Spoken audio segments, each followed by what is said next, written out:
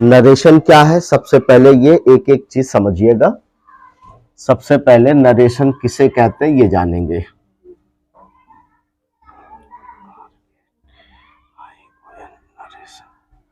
Narration या speech दिख रहा है। चलिए सबसे पहले आज हम लोग सीखेंगे कि नरेशन क्या किसे कहते हैं या फिर स्पीच किसे कहते हैं। दोनों को एक ही चीज कहा जाता है। नरेशन कहीं कहीं किताबों में लिखा होगा नरेशन और कहीं कहीं किताबों में लिखा रहता है स्पीच। कहीं पर नरेशन लिखा रहता है और कहीं पर स्पीच लिखा होता है। अब ये नरेशन या स्पीच पहले जानेंगे होता क्या है। देखो ये नरेशन जो लिखा हुआ है ये नरेट वर्ब से बना है। वर्ब जानते हैं आप लोग, जब हम किसी काम को करते हैं जिसे एक्शन वर्ड कहा जाता है, कोई एक्शन हम लोग करते हैं, कोई काम अगर हम करते हैं तो उसे कहा जाता है एक्शन या वर्ब। एक्शन या वर्ब कहते हैं। जैसे मैं बोल रहा हूं तो ये क्या है, एक एक्शन है। आप लोग सुन रहे हैं तो ये क्या है, ये भी एक्शन है।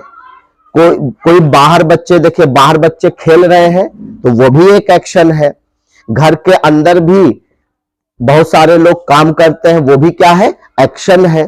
तो जो भी एक्शन, जो भी एक्टिविटीज हम लोग करते हैं, जो भी एक्शन, जो भी एक्टिविटीज हम लोग करते हैं उसे हम वर्ब के नाम से जानते हैं। इंग्लिश ग्रामर में उसे क्या कहा जाता है, वर्ब कहा जाता है। तो ये नरेशन क्या है, स्पीच क्या है, इसको समझेंगे कि नरेशन जो है नरेट वर्ब से बना है। वर्ब अभी हम लोगों ने समझा, जो एक्शन, जो काम, जो एक्टिविटी हम लोग करेंगे या करते हैं या करते थे, वो सारी एक्टिविटी, सारे काम क्या कहलाते हैं, वर्ब। इनको एक्शन वर्ड या फिर वर्ब कहा जाता है। तो ये जो नरेशन है एक नाउन वर्ड है। नरेशन जो लिखा हुआ है जिसके अंत में TION लिखा होता है उसे हम क्या कहते हैं, नाउन कहते हैं। पार्ट्स ऑफ स्पीच जब पढ़ते हो आप लोग तो पार्ट्स ऑफ स्पीच में 8 पार्ट्स ऑफ स्पीच बताए गए कि पार्ट्स ऑफ स्पीच में कितने पार्ट्स होते हैं, 8 पार्ट्स होते हैं। जैसे नाउन हो गया, प्रोनाउन हो गया, एडजेक्टिव हो गया, वर्ब हो गई, एडवर्ब हो गया, प्रेपोजिशन है, कंजंक्शन है, इंटरजेक्शन।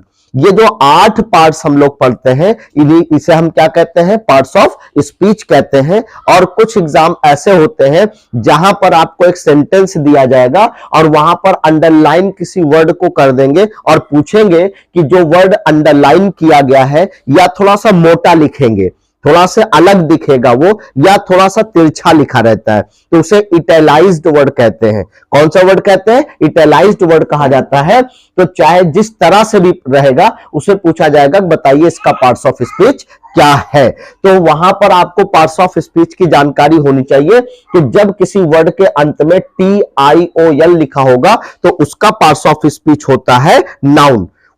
उसका पार्ट्स ऑफ स्पीच क्या होगा, नाउन होगा।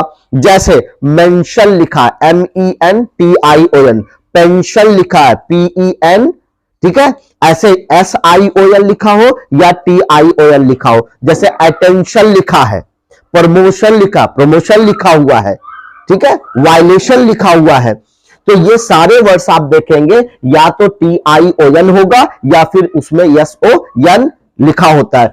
तो जहां पर भी TION या सन अगर आता है तो उसे हम क्या कहते हैं, कौन सा पार्ट्स ऑफ स्पीच होगा, उस वर्ड का नाउन होगा। तो ये नाउन है, लेकिन इसमें देखिए एक वर्ड लिखा हुआ है नरेट। तो ये नरेट जो लिखा हुआ है एक वर्ब है।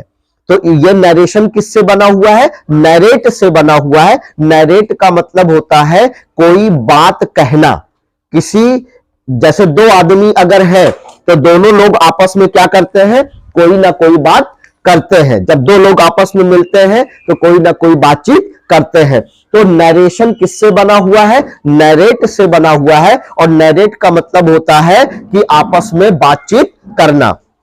आपस में बातचीत करना। तो नरेशन क्या हो गया, यानी दो लोगों के बीच में जो आपसी बातचीत होती है, आपस में बातचीत करते हैं, उसे हम क्या कहते हैं, नरेशन कहते हैं, या उसे स्पीच कहा जाता है। स्पीच का मतलब होता है कोई चीज जब हम बोलते हैं तो उसे क्या कहते हैं, स्पीच कहते हैं। तो कोई चीज हम लोग जब बात कर रहे हैं तो कम से कम वहां पर दो लोगों का होना जरूरी होता है। एक तो वो जो बोल रहा है, दूसरा वो जो सुनने वाला है। जैसे मैं बोल रहा हूं तो मैं अकेले बोल रहा हूं, और आप सभी लोग अगर सुन रहे हैं तो आप सभी लोग क्या है, हमारे साथ है। यानी कि दो लोग हो गए, एक बोलने वाला और एक सुनने वाला। बोलने वाले को स्पीकर कहा जाता है। बोलने वाले को क्या कहते हैं, स्पीकर कहा जाता है। जब नरेशन पढ़ेंगे तो इसमें बोलने वाले को क्या कहा जाता है, स्पीकर बोलते हैं, स्पीकर कहते हैं। हिंदी में इसे वक्ता कहते हैं। हिंदी में क्या कहा जाता है, वक्ता कहा जाता है। इंग्लिश में जो बात कह रहा है, जो बोल रहा है, जैसे मैं बोल रहा हूं, मैं बता रहा हूं, मैं पढ़ा रहा हूं, तो मैं क्या हो जाऊंगा, स्पीकर हो जाऊंगा। लेकिन जो सुनने वाला व्यक्ति होता है, जिससे बात कही जाती है, जिससे बात कही जाती है, जैसे मैं बोल रहा हूं तो मैं स्पीकर हो गया। जो दूसरा वाला होता है वो होता है ऑडियंस। ऑडियंस कहते हैं सुनने वाले को। ऑडियंस किसको कहा जाता है, सुनने वाले को। मैं बोल रहा हूं, मैं क्या हो गया, स्पीकर हो गया। आप लोग क्या हो गए, ऑडियंस हो गए, श्रोता हो गए, सुनने वाले हो गए। ठीक है। अब यहां पर कुछ इंपॉर्टेंट चीजें आपको यह समझनी है कि नरेशन दो टाइप्स के होते हैं। नरेशन कितने टाइप्स के होते हैं, दो टाइप्स के होते हैं। अगर मैं नरेशन की बात करूं तो ये दो प्रकार के होते हैं। नरेशन के कितने टाइप्स होते हैं, दो टाइप्स के नरेशन होते हैं, दो प्रकार के नरेशन होते हैं। पहला होता है डायरेक्ट नरेशन या डायरेक्ट स्पीच। नरेशन या स्पीच दोनों अलग अलग नहीं है। कहीं पर नरेशन लिखा रहता है, कहीं पर स्पीच लिखा होता है। तो डायरेक्ट नरेशन या डायरेक्ट स्पीच। और दूसरा कौन सा होता है, इनडायरेक्ट नरेशन या इनडायरेक्ट स्पीच। तो ये दो टाइप के होते हैं। अगर मैं नरेशन की बात करूं तो नरेशन कितने टाइप्स के हो जाएंगे, दो टाइप्स के होंगे। एक होता है डायरेक्ट, एक होगा डायरेक्ट नरेशन या डायरेक्ट स्पीच। चाहे डायरेक्ट नरेशन बोलो या डायरेक्ट स्पीच बोलो। दूसरा क्या होगा, इनडायरेक्ट। दूसरा क्या होगा, इनडायरेक्ट होगा। यानी कि डायरेक्ट नरेशन या डायरेक्ट स्पीच, या इसे आप इनडायरेक्ट नरेशन या इनडायरेक्ट स्पीच आप बोल सकते हो। ये पॉइंट्स आप लोगों का क्लियर हो गया। चलिए अब इसमें समझते हैं कि डायरेक्ट नरेशन क्या होता है और इनडायरेक्ट नरेशन क्या होता है। पहले मैं एक एग्जांपल आप लोगों को दूंगा, तब उसके बाद समझाऊंगा कि डायरेक्ट नरेशन क्या है और इनडायरेक्ट नरेशन क्या है, या डायरेक्ट स्पीच क्या है और इनडायरेक्ट स्पीच क्या है। जैसे लिखा हुआ शी सेड, एग्जांपल मैं ले रहा हूं। जैसे अगर लिखा हुआ शी सेड, सेंटेंस लिखा सी सेड, फिर यहां पर कॉमा लगा होगा। देखिए कुछ जगहों पर, कुछ किताबों में यहां पर एक बार कॉमा लगा करके लिखा जाता है, और कुछ किताबों में यहां पर दो बार कॉमा लगा के लिखा जाता है। लेकिन एक बार कॉमा यहां होगा और एक बार कॉमा यहां होगा। जैसे I don't want to go, अब आगे क्या लिखा हुआ है, आई डू नॉट या आई डोंट आप कह सकते हैं। शॉर्ट में से क्या कहा जाता है, डू नॉट को डोंट पढ़ा जाता है। I do not want, I do not want to go. अब यहां पर ये सेंटेंस आपका कंप्लीट हो गया, मुकम्मल हो गया। अब उसके बाद यहां पर हम क्या लगा देंगे, ऊपर एक कॉमा या फिर एक से ज्यादा यानी दो कॉमास लगा करके यहां पर हम क्या करेंगे, इस सेंटेंस को क्लोज कर देंगे। अब देखिए जब डायरेक्ट नरेशन में या डायरेक्ट स्पीच में आप देखेंगे कि एक कॉमा लगाकर और दूसरा इन्वर्टेड कॉमास लगा करके लिखा जाता है। ये कॉमा क्या है, इन्वर्टेड कॉमास क्यों लगाया जाता है, इसको जानो। ये सेंटेंस जो लिखा हुआ है इसमें दो पार्ट है। एक है पहले वाला, देखिए कॉमा के बाहर एक पार्ट लिखा हुआ है। ये कॉमा के बाहर ये इतना पोर्शन एक भाग होगा, और इन्वर्टेड कॉमास के अंदर जो लिखा हुआ है हमारा ये दूसरा भाग हो जाएगा, दूसरा पार्ट हो जाएगा। कॉमा के बाहर का एक पोर्शन होगा और इन्वर्टेड कॉमास के अंदर जो लिखा हुआ है एक पोर्शन आपका ये हो जाएगा। तो दो पोर्शन हो गए। यानी कि नरेशन में या स्पीच में जो डायरेक्ट नरेशन होता है इसे दो पार्ट्स में करके लिखा जाता है। पहला होगा कॉमा के बाहर वाला पोर्शन, बाहर वाला भाग, और दूसरा होगा इन्वर्टेड कॉमास के, ये इन्वर्टेड कॉमास लगा है।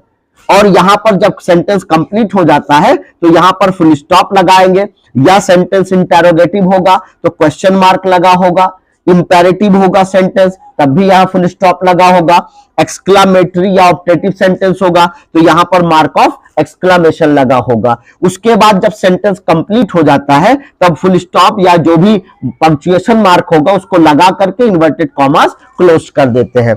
तो देखिए, तो जब ये जो हमारा सब्जेक्ट है, शुरुआत में ही बताया गया कि जब कोई सेंटेंस लिखा जाता है तो उसमें एक सब्जेक्ट होता है, उसमें क्या होगा, एक सब्जेक्ट होगा। तो यहां पर जो सब्जेक्ट लिखा हुआ है वो है शी, यहां पर सब्जेक्ट जो लिखा हुआ है वो क्या है, शी लिखा हुआ है। अब ये कोई बात कह रहा है या इसने कोई बात कही, तो इसके द्वारा यानी कि सब्जेक्ट के द्वारा जो बात कही जाती है वो कहां लिखी जाती है, इन्वर्टेड कॉमास के अंदर लिखी जाती है। कॉमा जहां पर वो कह देता है और अपनी बात कह करके आगे बढ़ता है तो वहां पर इन्वर्टेड कॉमास लगाया जाता है, और सब्जेक्ट जो भी काम कहता है या जो भी बोलता है उसके द्वारा जो भी बातें कही जाएगी वो कहां लिखी जाती है, इन्वर्टेड कॉमास के अंदर लिखी जाती है। क्या ये पॉइंट क्लियर है, यस और नो? अब उसके बाद इसमें यह समझना है कि ये जो कॉमा के बाहर वाला हिस्सा होता है और इन्वर्टेड कॉमास के अंदर का हिस्सा होता है, इन दोनों का आपस में क्या रिलेशन होता है, क्या संबंध होता है, इसको जानिए।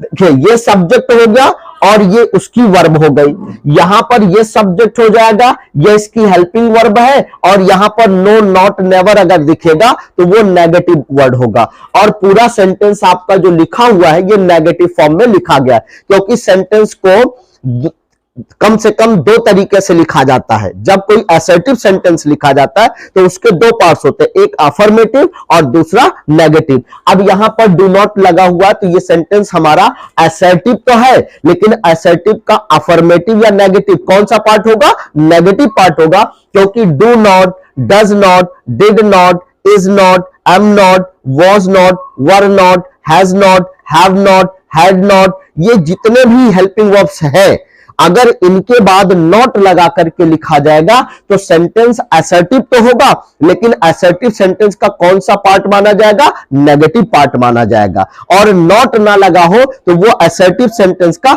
अफर्मेटिव पार्ट्स माना जाता है। क्लियर है इतनी बात? तो अब ये कॉमा और इन्वर्टेड कॉमास लगा करके जो बातें कही गई हैं वो कौन कह रहा है, कौन कह रहा है, सब्जेक्ट कह रहा है, यानी सब्जेक्ट के द्वारा जो भी बातें कही जाती है वो इन्वर्टेड कॉमास के अंदर लिखी होती है।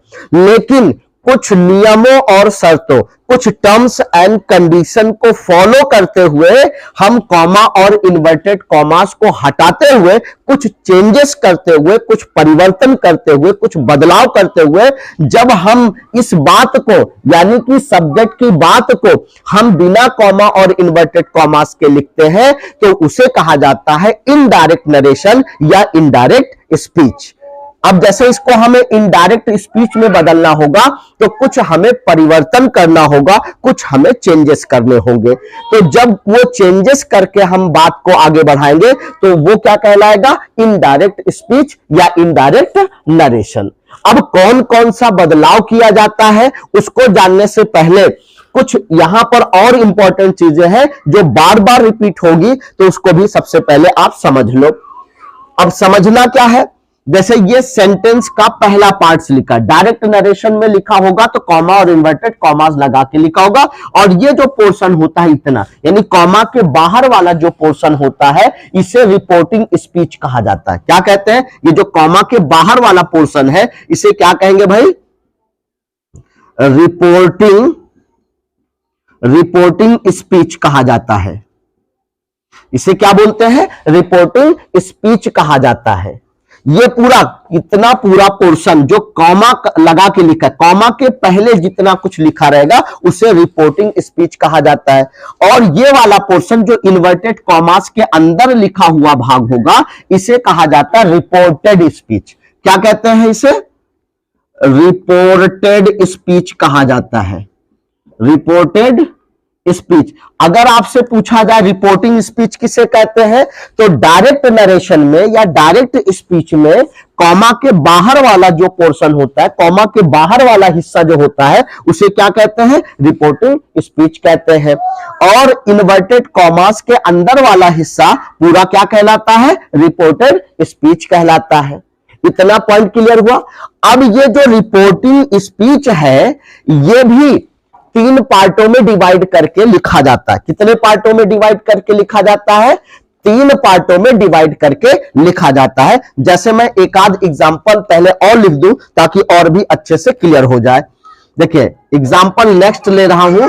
जैसे लिखा हुआ शी सेड टू मी, अगर लिखा होता शी सेड टू मी, फिर यहां कॉमा लगता और उसके बाद इन्वर्टेड कॉमास लगा के अगर लिखा होता I do not want to go, फिर स्टॉप लगाते, इन्वर्टेड कॉमास क्लोज कर देते। अब यहां पर देखिए ये जो रिपोर्टिंग स्पीच है जिसको हम कहते हैं यहां से यहां तक है, और रिपोर्टेड स्पीच आपका यहां से लेकर के यहां तक है। आई होप कि क्लियर हो गया होगा कि रिपोर्टिंग स्पीच कहां से कहां तक होता है और रिपोर्टेड स्पीच कहां से कहां तक होता है। लेकिन ये जो रिपोर्टिंग स्पीच है इसमें भी कम से कम 3 पार्ट्स होते हैं। कितने पार्ट्स होते हैं भाई, 3 पार्ट्स इसमें होते हैं। कौन सा पार्ट क्या कहलाता है इसको जानो। अब ये जो पहला वाला पार्ट होता है ये रिपोर्टिंग स्पीच में क्या कहलाएगा, सब्जेक्ट कहलाएगा। इसको क्या कहेंगे, सब्जेक्ट कहेंगे। उसके बाद यानी सब्जेक्ट के बाद जो लिखा होता है इसे कहते हैं रिपोर्टिंग वर्ब। इसे क्या कहा जाता है, रिपोर्टिंग वर्ब। इसे कहते हैं रिपोर्टिंग वर्ब। क्योंकि ये रिपोर्टिंग स्पीच की वर्ब होती है इसलिए इसका नाम क्या रखा गया है, रिपोर्टिंग वर्ब कहा गया है। और ये रिपोर्टिंग स्पीच का क्या है, सब्जेक्ट है। फिर उसके बाद देखिए एक प्रेपोजिशन लगा होता है और इस प्रेपोजिशन के बाद ये आपका जो लिखा हुआ टू, ये क्या है, ये प्रेपोजिशन है। ये क्या है आपका, ये प्रेपोजिशन है। ये क्या है, प्रेपोजिशन है। और उसके बाद ये जो लिखा हुआ है मी, ये क्या है आपका, ऑब्जेक्ट है। ये क्या कहलाएगा, ऑब्जेक्ट कहलाएगा। अब यहां तक क्लियर हो गया कि ये आपका सब्जेक्ट हो जाएगा। लेकिन ये सब्जेक्ट किसका है, रिपोर्टिंग स्पीच का सब्जेक्ट है। और ये जो सेड लिखा हुआ है ये वर्ब है, लेकिन इस वर्ब को क्या कहा जाता है, रिपोर्टिंग वर्ब कहा जाता है, क्योंकि ये रिपोर्टिंग स्पीच के अंदर की वर्ब है।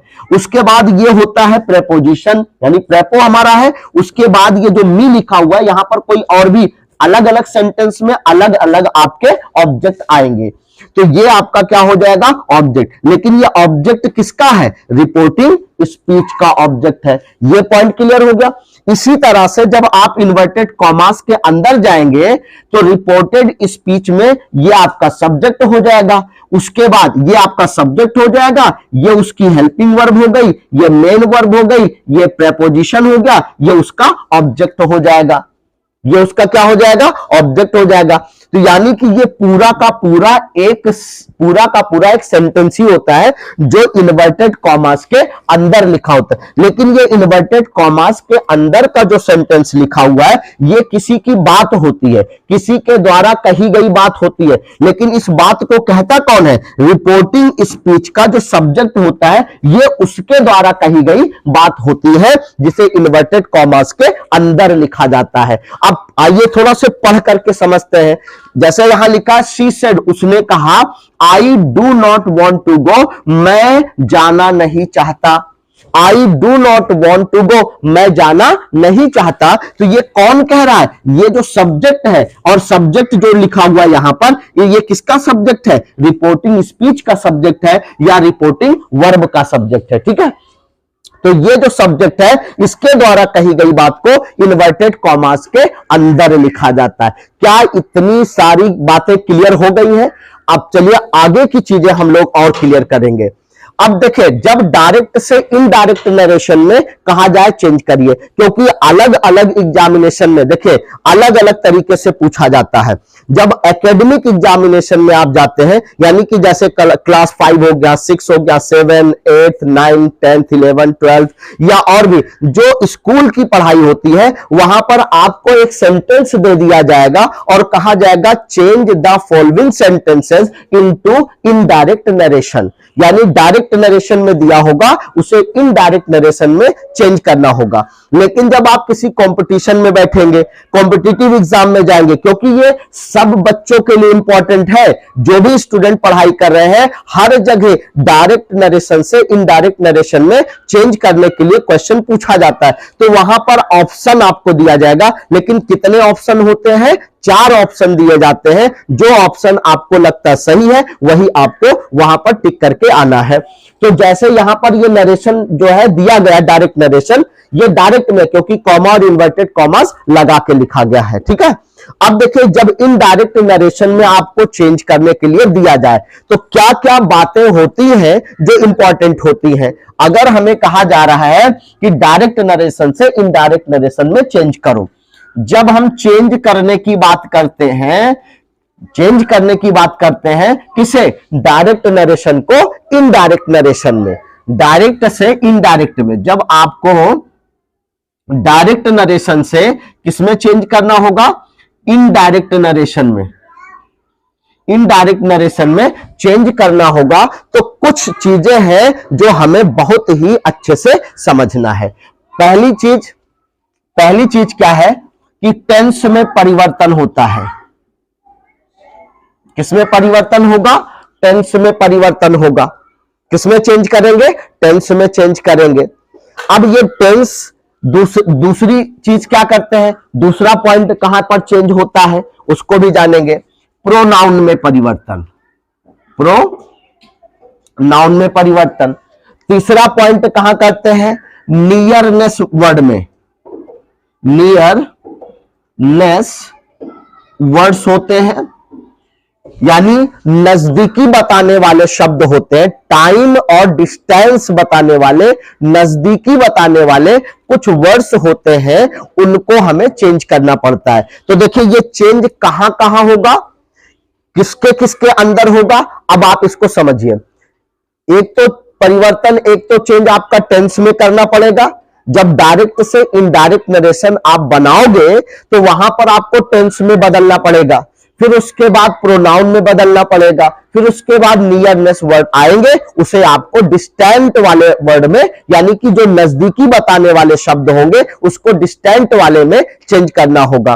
तो ये पॉइंट आपको याद होना चाहिए कि किसको किस में चेंज किया जाता है। लेकिन ये जब टेंस की बात करते हैं तो हमें टेंस पता भी होना चाहिए कि ये टेंस हमारे कितने होते हैं और उन टेंस के कितने पार्ट्स होते हैं, ये भी हमें पता होना चाहिए। तो चलिए एक एक की बात करते हैं। देखिए, जब हम टेंस की बात करते हैं, किसकी बात करते हैं कि टेंस में परिवर्तन करेंगे, तो सबसे पहले यह चीज आपको ध्यान देना होगा कि जो टेंस आपका प्रेजेंट में होगा, किसमें होगा?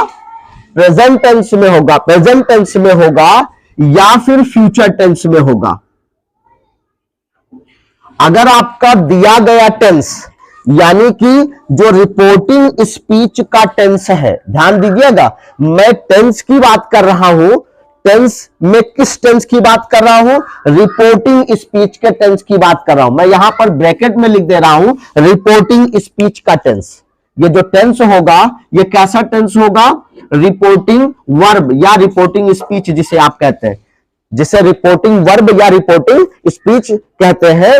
अगर ये प्रेजेंट टेंस या फ्यूचर टेंस में होगा, प्रेजेंट टेंस या फ्यूचर टेंस में होगा, यानी रिपोर्टिंग स्पीच का टेंस, रिपोर्टिंग स्पीच का मतलब कॉमा के बाहर वाला जो पोर्शन लिखा होगा, अगर इसमें टेंस प्रेजेंट में दिया होगा या फ्यूचर में दिया होगा, किसमें दिया होगा? प्रेजेंट में या फ्यूचर में। यानी ये जो रिपोर्टिंग स्पीच यानी कॉमा के बाहर वाला पोर्शन है, अगर इसका टेंस किसमें दिया होगा? प्रेजेंट टेंस में दिया होगा या फ्यूचर टेंस में दिया होगा, तो ये नो चेंज यानी परिवर्तित नहीं होगा, चेंज नहीं किया जाएगा, बदला नहीं जाएगा। कहां? इन्वर्टेड कॉमास के अंदर का जो टेंस होगा ये बदला नहीं जाएगा। तो जो रिपोर्टेड वर्ब होगी, कौन सी वर्ब होगी? रिपोर्टेड, रिपोर्टेड स्पीच होगी या रिपोर्टेड वर्ब होगी no change, no change, no change, यानी रिपोर्टेड स्पीच के अंदर का जो टेंस होगा उसे बदला नहीं जाएगा। फिर से प्यार से आराम से समझिएगा मैं क्या कह रहा हूं कि अगर रिपोर्टिंग स्पीच का टेंस, रिपोर्टिंग स्पीच कहां से कहां तक होती है? कॉमा के पहले वाला भाग, ये रिपोर्टिंग स्पीच या रिपोर्टिंग वर्ब कहलाता है। अगर इसमें दिया गया टेंस आपका ये वाला जो टेंस है, यानी सब्जेक्ट के बाद जो वर्ब होगी, इसको ध्यान दीजिएगा, सब्जेक्ट के बाद जो वर्ब होगी, टेंस क्या है? वर्ब के अलग अलग फॉर्म को ही टेंस कहते हैं। फिर से मैं आप लोगों को बता दूं, बार बार बताता हूं कि टेंस किसे कहते हैं? वर्ब के अलग अलग फॉर्म को टेंस कहा जाता है। वर्ब के अलग अलग भाग को क्या कहा जाता है? अलग अलग फॉर्म को क्या कहते हैं? टेंस कहते हैं। जैसे present tense, past tense, future tense. Present tense, past tense, future tense, ये जो टेंस है ये क्या है? एक्चुअल में ये वर्ब के अलग अलग फॉर्म्स होते हैं। वर्ब के क्या होते हैं? अलग अलग फॉर्म्स होते हैं। जैसे कहीं पर वर्ब की फर्स्ट फॉर्म का यूज करते हैं, कहीं पर वर्ब की सेकंड फॉर्म यूज करते हैं, कहीं पर वर्ब की थर्ड फॉर्म यूज करते हैं, कहीं पर वर्ब की आईएनजी वाली फॉर्म यूज करते हैं, कहीं पर यस और यस वाली फॉर्म यूज करते हैं। तो first form, second form, third form और आईएनजी वाली जो फॉर्म होती है जिसमें आईएनजी लगा के हम बनाते हैं उसे हम कहते हैं फोर्थ फॉर्म। उसे कौन सी फॉर्म कहते हैं? वर्ब की फोर्थ फॉर्म कहते हैं। जिसमें यस या यस लगता है उसे हम क्या कहते हैं? फिफ्थ फॉर्म कहते हैं। तो ये जो अलग अलग फॉर्म्स होते हैं, कहीं फर्स्ट फॉर्म, कहीं सेकेंड, कहीं फोर्थ, कहीं थर्ड, कहीं फिफ्थ, ये जो अलग अलग हमारे वर्ब और उसके फॉर्म होते हैं उसी को क्या कहा जाता है? टेंस कहा जाता है। तो प्यार से समझिएगा कि कहा जा रहा है कि अगर टेंस प्रेजेंट या फ्यूचर में होगा, लेकिन कौन सा टेंस, किस टेंस की बात हो रही है? रिपोर्टिंग स्पीच या रिपोर्टिंग वर्ब। वी का मतलब यहां वर्ब है और यस का मतलब स्पीच है। तो अगर रिपोर्टिंग वर्ब या रिपोर्टिंग स्पीच का टेंस प्रेजेंट या फ्यूचर में होगा, यानी कि ये वाली जो वर्ब लिखी है जिसको हम रिपोर्टिंग वर्ब कहते हैं, अगर ये प्रेजेंट में होगा या फ्यूचर में होगा, ध्यान देना ये पर, अगर ये प्रेजेंट में होगा या फिर फ्यूचर में, ये वाली जो वर्ब दी गई है अगर ये प्रेजेंट में या फ्यूचर में होगी तो इन्वर्टेड कॉमास के अंदर जिसे हम रिपोर्टिंग वर्ब या रिपोर्टिंग स्पीच कहते हैं वो नो चेंज, यानी उसकी वर्ब में कोई परिवर्तन नहीं होगा, टेंस में कोई परिवर्तन नहीं होगा। तो यहां पर जो टेंस लिखा है, टेंस का मतलब वर्ब से है। टेंस का मतलब क्या है? वर्ब। यानी कि अगर इधर वाली जो वर्ब लिखी है रिपोर्टिंग स्पीच की वर्ब है, अगर ये प्रेजेंट या फ्यूचर में होगी तो इन्वर्टेड कॉमास के अंदर की जो वर्ब होगी उसमें कोई परिवर्तन, कोई चेंज नहीं करेंगे। जिस फॉर्म में लिखी है हम उसी फॉर्म में उसको लिख देंगे। ये बात क्लियर है? चलिए दूसरा फॉर्म लेते हैं। यहां पर दो पार्ट्स किया गया है। दूसरा पॉइंट क्या कह रहा है कि अगर ये वाली वर्ब आपकी प्रेजेंट या फ्यूचर में ना हो करके पास्ट में आ जाए, किसमें आ जाए? पास्ट टेंस में आ जाए।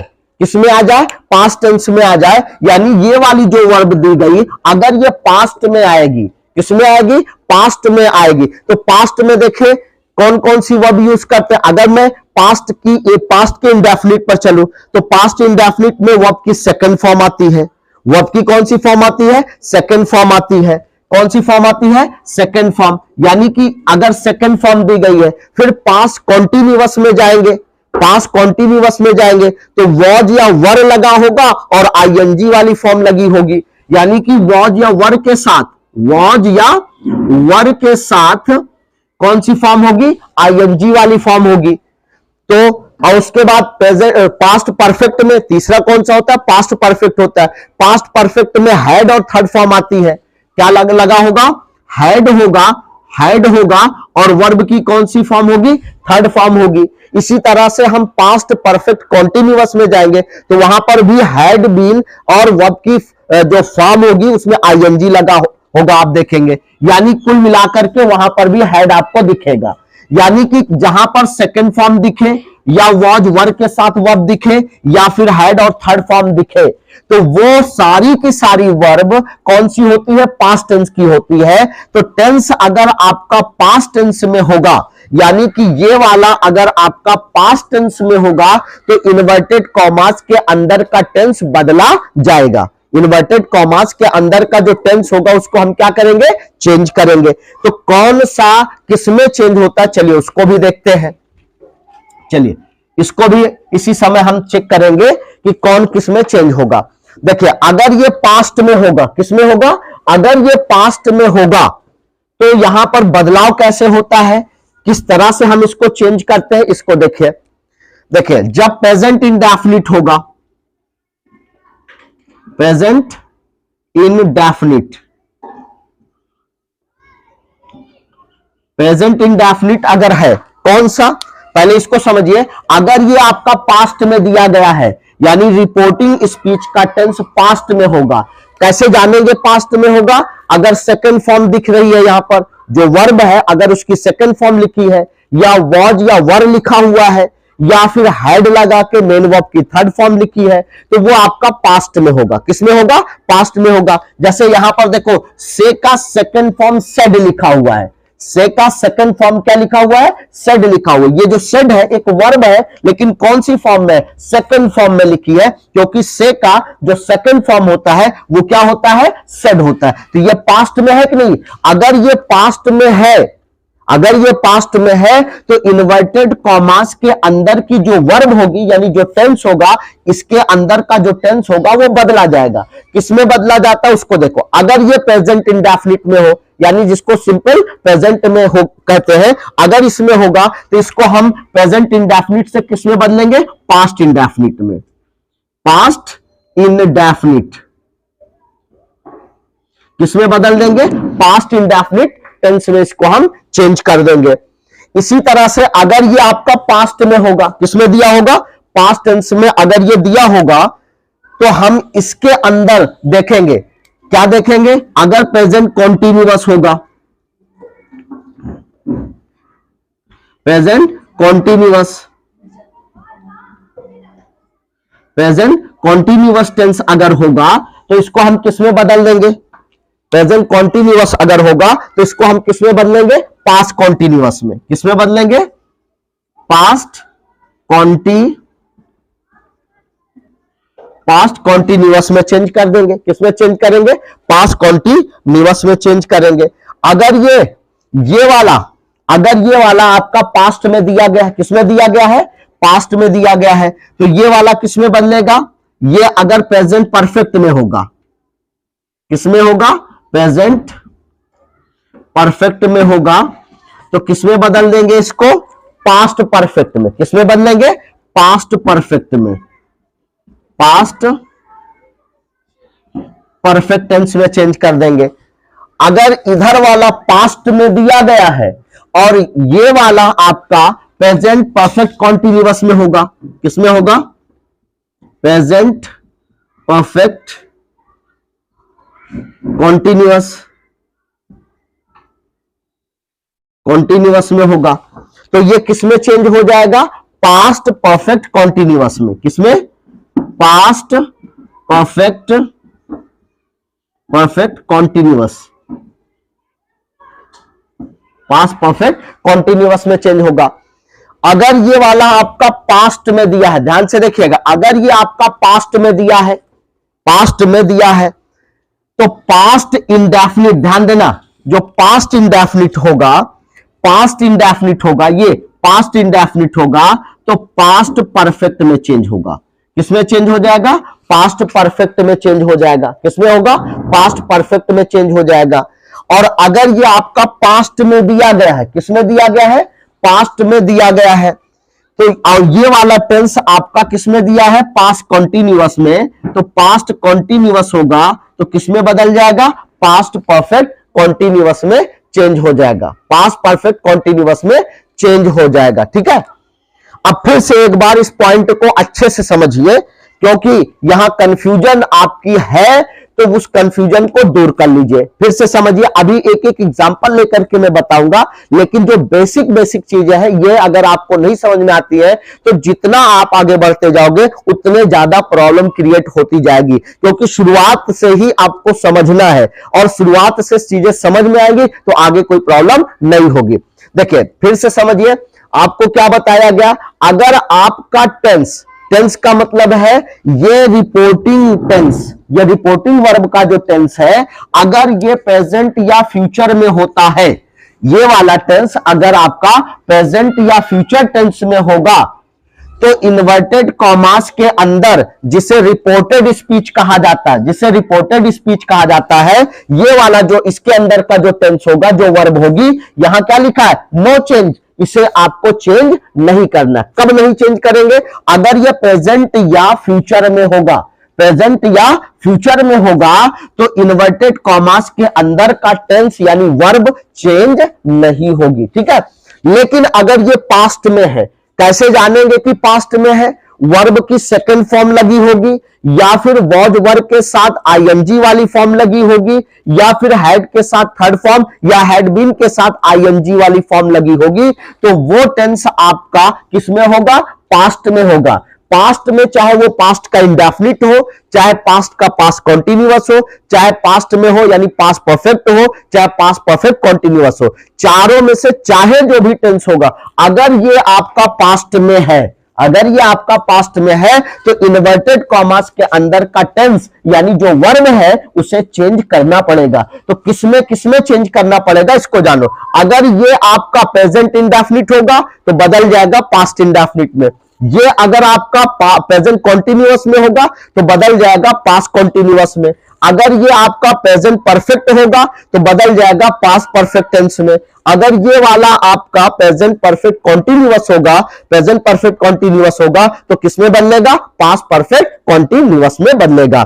तो प्रेजेंट के सारे पास्ट में बदलते हैं, यानी प्रेजेंट इंडेफिनिट पास्ट इंडेफिनिट में बदलता है, प्रेजेंट कॉन्टिन्यूअस पास्ट कॉन्टिन्यूअस में बदलता है, प्रेजेंट परफेक्ट पास्ट परफेक्ट में बदलता है, present perfect continuous past perfect continuous में बदलता है। लेकिन पास्ट में केवल दो टेंस बदलता है, बाकी दो नहीं बदलता है।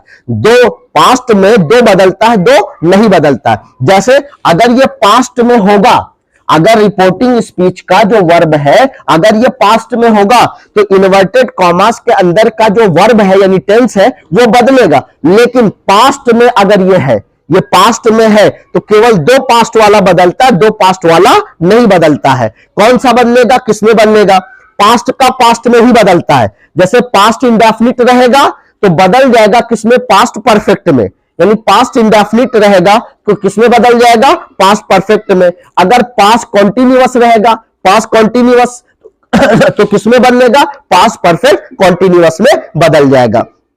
तो देखिए ये वीडियो थोड़ा सा लंबा होने वाला है, लेकिन आप सभी लोग पेशेंस बना करके, धैर्य बना करके देखेंगे, एक एक पॉइंट आपका क्लियर करवाया जाएगा ताकि कहीं कोई प्रॉब्लम या कहीं कोई डाउट ना हो। जिसको कहीं भी कोई डाउट होता है कमेंट करते रहेंगे, ठीक है। चलिए अब उसके बाद बात आया past, past indefinite past perfect में चेंज होगा, past continuous past perfect continuous में चेंज होगा। लेकिन अगर पास्ट परफेक्ट है तो वो बदला नहीं जाएगा, no change, past perfect no change. Past perfect continuous रहेगा, उसे भी बदला नहीं जाएगा, उसे भी चेंज नहीं करेंगे, ठीक। अब उसके बाद बात आती है आगे कुछ ऐसी वर्ब जो फ्यूचर में होगी, किसमें होगी, फ्यूचर में होगी। देखो उसको कैसे करेंगे, क्या वो बदलेगी या नहीं बदलेगी, कौन किसमें बदलता है उसको जानिए। जैसे फ्यूचर की बात अगर मैं करूं, जैसे शल लिखा होगा, ठीक है, अगर शल लिखा होगा तो ये किसमें बदल जाएगा, शुड में बदल जाएगा। ध्यान दीजिएगा, प्रेजेंट इंडेफिनिट वाला बता दिया गया, पास्ट इंडेफिनिट में बदलेगा, प्रेजेंट कॉन्टिन्यूअस पास्ट कॉन्टिन्यूअस में बदलेगा, प्रेजेंट परफेक्ट पास्ट परफेक्ट में बदलेगा, present perfect continuous past perfect continuous में बदलेगा। अब आते हैं पास्ट में, तो पास्ट इंडेफिनिट बदलता है पास्ट परफेक्ट में, पास्ट कॉन्टिन्यूअस बदलता है पास्ट परफेक्ट कॉन्टिन्यूअस में। बाकी पास्ट परफेक्ट और पास्ट परफेक्ट कॉन्टिन्यूअस अगर लिखा है इन्वर्टेड कॉमास के अंदर तो इसे बदलने की जरूरत नहीं है। अब आते हैं फ्यूचर में, फ्यूचर में अगर शल या विल लिखा हुआ है कैसे बदलेगा, शल रहेगा तो उसको चेंज करके किसमें कर देंगे, शुड में कर देंगे। अगर विल लिखा हुआ है तो विल किस में बदल जाएगा, शल शुड में बदलता है, और विल किस में बदलेगा, उड में बदल जाएगा। शल शुड में बदलेगा और विल किस में बदलेगा, उड में बदल जाएगा। इसी तरह से जैसे लिखा हुआ है मे, तो मे किस में बदलता है, माइट में। मे किस में बदलेगा, माइट में, ठीक है, मे किस में बदलेगा, माइट में। जैसे कैन लिखा हुआ है तो कैन किस में बदल जाएगा, कैन कुड में बदल जाएगा। देखिए शल शुड में बदलेगा, शल शुड में बदलेगा, विल किस में बदलेगा, उड में बदलेगा, मे किस में बदलेगा, माइट में बदलेगा, और कैन किस में बदलेगा, कुड में बदलेगा। यानी shall changes into should, will changes into would, may changes into might, and can changes into could. इसी तरह से आप देख सकते हैं similarly present indefinite changes into past indefinite, present continuous changes into past continuous, present perfect changes into past perfect tense, present perfect continuous changes into past perfect continuous। अब आते हैं पास्ट में, तो past indefinite changes into past perfect, past continuous changes into past perfect continuous. But these two tenses यानी कि past perfect और past perfect continuous will never change, कभी ये चेंज नहीं होगा, ये चेंज नहीं होगा। लेकिन इसके अलावा जैसे कहीं पर मस्ट लिखा हुआ है, कहीं पर ऑट लिखा हुआ है, कहीं पर नीड लिखा हुआ है, या कहीं पर मान लो शुड लिखा है, उड लिखा है, माइट लिखा है, कुड लिखा है, तो इसे भी चेंज नहीं किया जाता है। कुछ विशेष कंडीशंस होती है, कुछ विशेष कंडीशन होगी जहां पर जैसे अगर आपको कहीं पर माइट दिख रहा है तो वहां पर चेंज करेंगे, माइट लिखा है, कहीं पर मस्ट लिखा है उसे आप चेंज करेंगे। तो वो सारी चीजें हम वन बाय वन करके सीखेंगे आगे वाले वीडियोस में। लेकिन अभी यहां पर हमें यह सीखना है कि ये सारे पॉइंट हमारे अच्छे से क्लियर हो पा रहे हैं या नहीं। यस और नो में कमेंट करते रहिए, ठीक है, बताते रहिए कि हाँ हमारा चेंज जो करवाया जा रहा है वो समझ में आ रहा है या समझ में नहीं आ रहा है, ठीक है। तो ये सारे पॉइंट्स आप लोगों के क्लियर हो गए होंगे, ये सारे पॉइंट्स क्लियर हो गए होंगे। और उसके बाद दूसरा पॉइंट हम लोगों ने प्रोनाउन को लिया है, तीसरा पॉइंट नियरनेस वर्ड्स को लिए है। तो नियरनेस में भी आपको बताया जाएगा और प्रोनाउन। तो मैं चाहता हूं सबसे पहले आप लोग प्रोनाउन का एक बार, खास तौर से पर्सनल प्रोनाउन अगर आप ना पढ़े हो तो उसको जरूर पढ़ लीजिएगा। मैं एक कॉलम बना दे रहा हूं आपके लिए, और वो कॉलम अच्छे से समझिएगा। अगर वो कॉलम आपका अच्छे से तैयार नहीं है तो आगे चल करके दिक्कत हो सकती है, लेकिन अगर आप पहले से प्रिपरेशन कर लेंगे तो प्रॉब्लम नहीं क्रिएट होगी। क्योंकि अगला जो पॉइंट है वो हमें क्या करना है, टेंस के अलावा हमें प्रोनाउन में भी चेंज करना होगा। तो प्रोनाउन में कहां क्या चेंज होता है उसको समझिए पहले। जैसे ये कॉलम आपको अच्छे से पता होना चाहिए, I, my, me, we, our, us, you, your, you, he, his, him, she, her, it, its, it, they, their, them। चलिए हम लोगों ने यह सीखा कि नरेशन में कौन सा टेंस किस टेंस में चेंज करना पड़ता है। अभी हम लोग एक्सरसाइज के माध्यम से देखेंगे कि किस तरह के टेंसेस आते हैं और उनको कैसे किया जाता है। अभी ये सारी चीजें हम लोग क्या सीख रहे हैं, जो उसका बेसिक्स है, नरेशन का बेसिक्स है, उसको सीख रहे हैं कि किसको किसमें चेंज करना है। लेकिन आगे हम लोग एग्जाम्पल पढ़ेंगे, एग्जाम्पल से सीखेंगे। क्योंकि जब तक आप प्रैक्टिकल नहीं करोगे तब तक आप अच्छे से सीख नहीं पाओगे। इसलिए एग्जाम्पल करवाया जाएगा, जो बातें यहां पर बताई जा रही वो चीजें। अब देखिए प्रोनाउन की बात करें, क्योंकि टेंस बताया गया कि इस टेंस को इस टेंस में चेंज करना है, इस टेंस को इस टेंस में चेंज करना है। अब हम लोग प्रोनाउन पर आते हैं कि प्रोनाउन में क्या और कैसे चेंज होगा, इसको देखिए। ये आपका प्रोनाउन है, ये क्या है, प्रोनाउन। ये आपका प्रोनाउन दिया गया है। अब इस प्रोनाउन में देखिए 3 पार्ट्स होते हैं। ये जो पहला वाला है इसको फर्स्ट पर्सन बोला जाता है। क्या कहते हैं? ये फर्स्ट पर्सन कहा जाता है। ये वाला हमारा सेकंड पर्सन में आएगा, और ये जो आपका आ रहा है ये किस में आता है? थर्ड पर्सन में आएगा। अगर हम प्रोनाउन की बात करें तो प्रोनाउन में 3 पार्ट्स किए गए हैं। पहला पार्ट्स ये जो आपको दिख रहा है आई, माई, मी, या कुछ किताबों में आप देखेंगे ऐसे लिखा रहता है आई, मी और लास्ट में माई लिखा होता है, वी, अस, आर लिखा होता है। इससे कोई फर्क नहीं पड़ता है आगे लिखा है, पीछे लिखा है या बीच में लिखा हुआ है, बस आपको अच्छे से समझना है। ये यू, योर, यू, ये आपका सेकंड पर्सन हो जाएगा। थर्ड पर्सन में देखिए कौन कौन आता है? ही आता है, हिज आता है, him, she, her, it, it's, it, they, their, them, ये हमारे प्रोनाउन हो गए। अब इसको कैसे चेंज करना है इसके बारे में और कुछ इंपॉर्टेंट चीजें हैं जो आपको जानना जरूरी है। देखिए आई की जब मैं बात करूं तो ये सिंगुलर नंबर होता है। अभी इसकी जरूरत पड़ेगी, कौन सिंगुलर होता है, कौन प्लूरल होता है, इसकी जगह पर हमें क्या लाना चाहिए, या ये किसकी जगह पर आता है, तो ये भी जानना जरूरी है कि जो प्रोनाउन लिखा है वो सिंगुलर कौन सा है, उसमें कौन सा प्लूरल है। ठीक है, तो यहां पर जैसे आई लिखा हुआ है ये क्या है? ये आपका सिंगुलर होता है। तो अगर आई सिंगुलर है तो इसके जो आगे जितने भी इसके पार्ट्स लिखे हुए, इसके भाग लिखे हुए हैं, ये सभी सिंगुलर होंगे। यानी आई अगर सिंगुलर है तो माई भी सिंगुलर होगा, मी भी सिंगुलर होगा। ठीक है, ये अगर सिंगुलर है तो ये सभी क्या होंगे? सिंगुलर नंबर होंगे।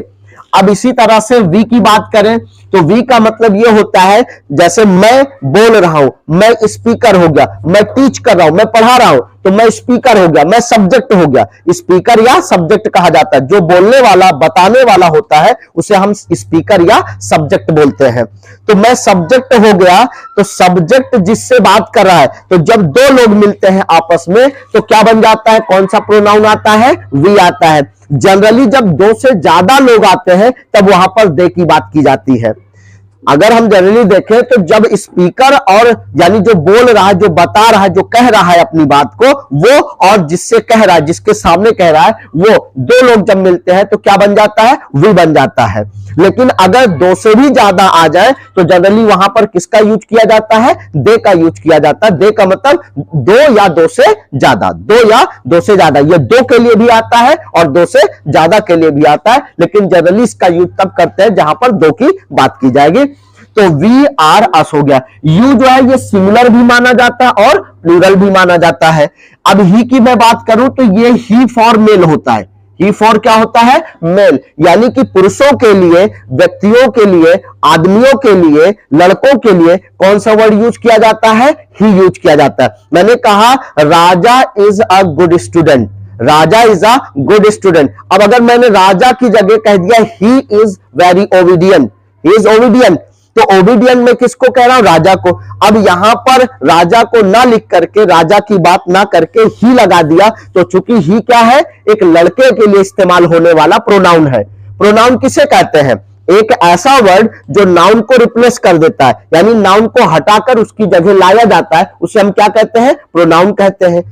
नाउन क्या है? नाउन नेमिंग वर्ड्स होते हैं, नाम बताने वाले वर्ड्स होते हैं। नाउन क्या है? नेमिंग वर्ड्स है, नाम बताने वाले शब्द होते हैं। चाहे किसी पर्सन का नाम हो, किसी प्लेस का नाम हो, कोई थिंग है उसका नाम हो, कोई आइडिया है, कोई थॉट है, कोई फीलिंग है, उसके नाम को क्या कहा जाता है? नाउन कहते हैं। और नाउन को हटा करके, उसे रिप्लेस करके जो वर्ड यूज किया जाएगा उसे हम क्या कहेंगे? उसे हम क्या कहते हैं? प्रोनाउन कहते हैं। तो अगर कोई लड़का है, कोई पुरुष है, कोई आदमी है, तो वहां पर क्या यूज किया जाएगा? ही, हिज और हिम यूज किया जाए। कोई लड़की है, कोई महिला है, कोई लेडीज है, तो यहां पर क्या यूज करेंगे? शी यूज करेंगे। तो सी फॉर क्या होता है? फीमेल होता है।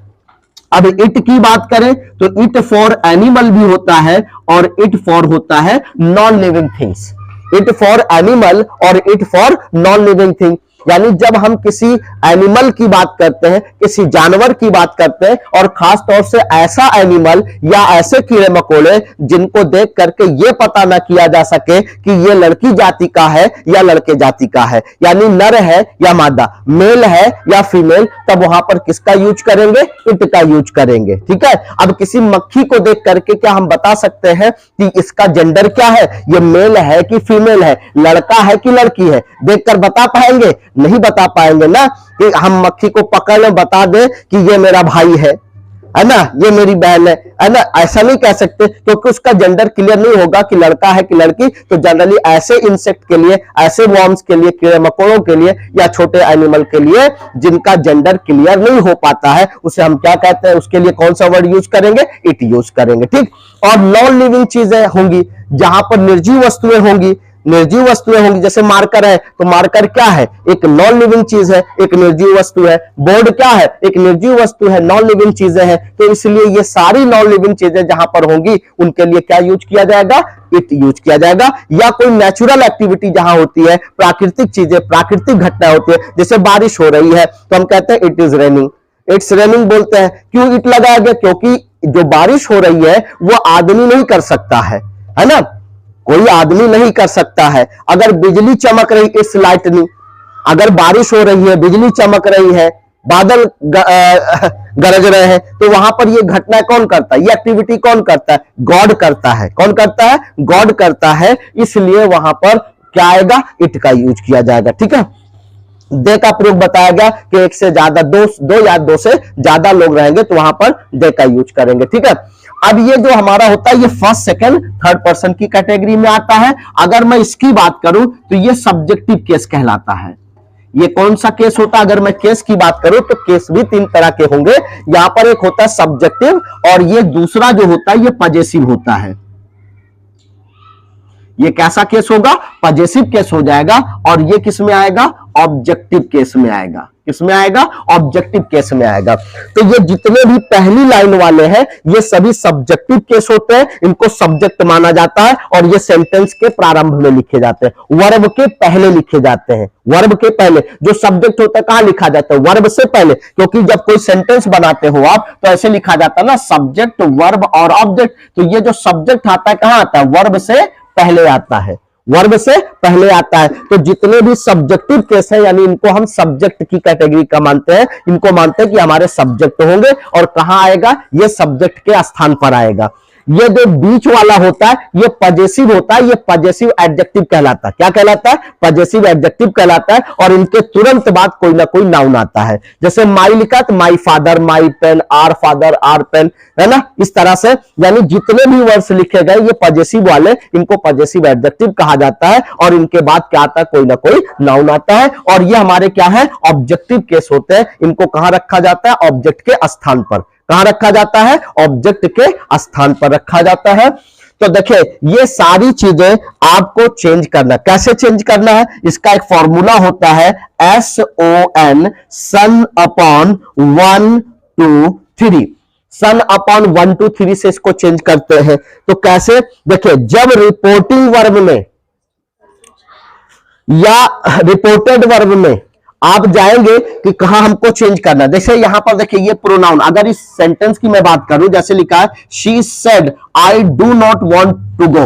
अब यहां पर देखिए इन्वर्टेड कॉमास के अंदर यानी रिपोर्टेड स्पीच के अंदर ध्यान देना एक चीज का, ये जो रिपोर्टिंग स्पीच है, रिपोर्टिंग स्पीच है, यहां जो सब्जेक्ट होता है, यहां जो सब्जेक्ट होगा इसमें कोई परिवर्तन नहीं होता है। जो परिवर्तन होगा, जो चेंज होगा, इन्वर्टेड कॉमास के अंदर जो भी प्रोनाउन आता है उसमें चेंज होता है। तो इस बात को सुनिएगा, कॉमा के पहले जिसको रिपोर्टिंग वर्ब कहा जाता है, रिपोर्टिंग स्पीच कहा जाता है, इसमें जो सब्जेक्ट आता है इसमें कोई परिवर्तन, कोई चेंज नहीं करते। चेंज कहां किया जाएगा, अगर कोई प्रोनाउन आ रहा है कहां, इन्वर्टेड कॉमास के अंदर, रिपोर्टेड स्पीच जिसे कहते हैं, इसके अंदर अगर कोई प्रोनाउन आपको दिखेगा तो वो चेंज होगा। वो कैसे चेंज होता है, ध्यान दो। अगर सब्जेक्ट है, सॉरी यहां पर जो है अगर फर्स्ट पर्सन दिखे, फर्स्ट का मतलब अगर इनमें से कोई दिखता है, फर्स्ट पर्सन दिखता है तो इसकी जगह कौन आएगा। जैसे ये आई लिखा हुआ है, आई क्या है हमारा, फर्स्ट पर्सन, तो इसकी जगह कौन आएगा, सब्जेक्ट आएगा। इसकी जगह कौन आएगा, सब्जेक्ट। यानी रिपोर्टिंग वर्ब का कौन आएगा, सब्जेक्ट आएगा। इसी तरह से अगर सेकंड पर्सन है,